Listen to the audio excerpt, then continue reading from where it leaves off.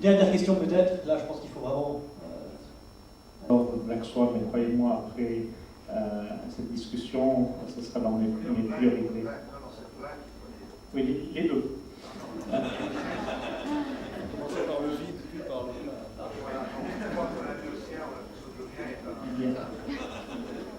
Moi, je voudrais faire une réflexion et la transformer en question, parce que c'est une question que je me suis toujours posée.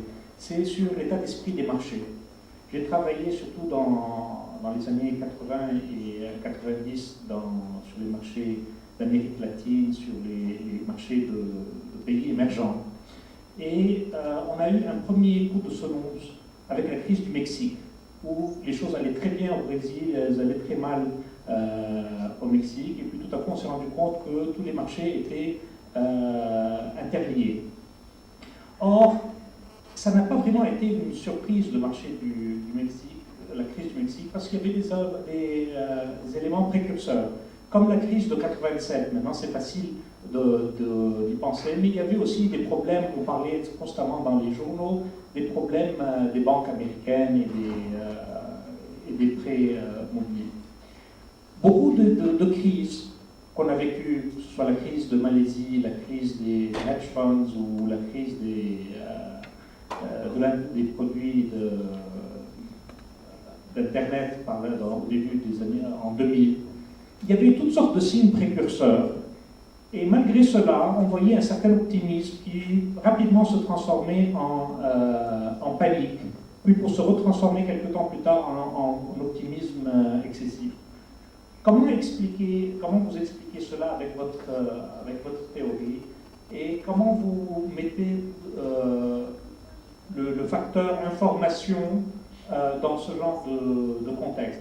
Parce que je répète, beaucoup de crises que nous avons vécues, même les subprimers, on en parlait depuis très longtemps, et puis tout à coup l'événement se passe. Est-ce que c'est un excès d'optimisme de la part des gens qui ne veulent pas voir les... C'est une très bonne remarque.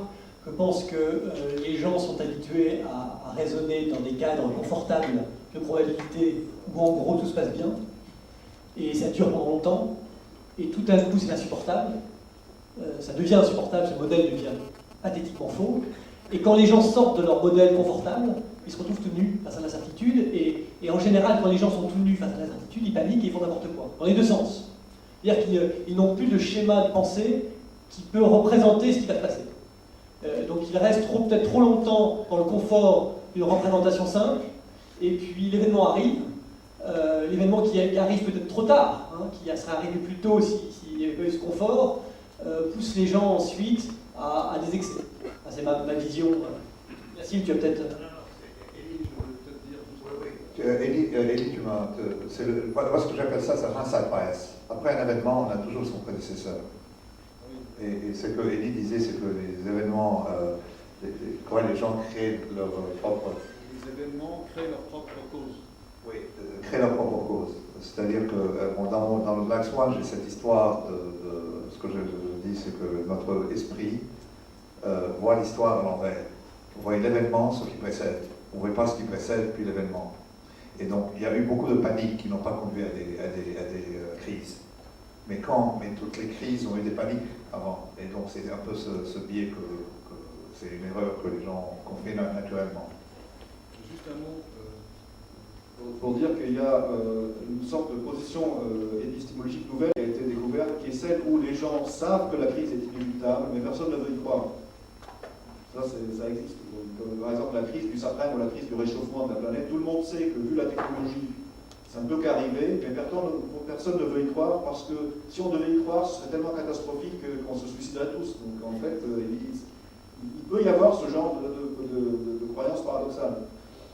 Et même pour les subprimes, nous on est bien placés pour savoir que ça pouvait être analysé même par des gens avant comme inéluctable, mais on n'y croyait pas, parce que si ça devait arriver, ce serait catastrophique.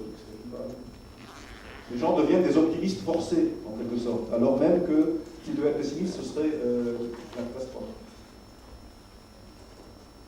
Bien, je crois qu'il faut vraiment conclure. Merci beaucoup. Merci à vous.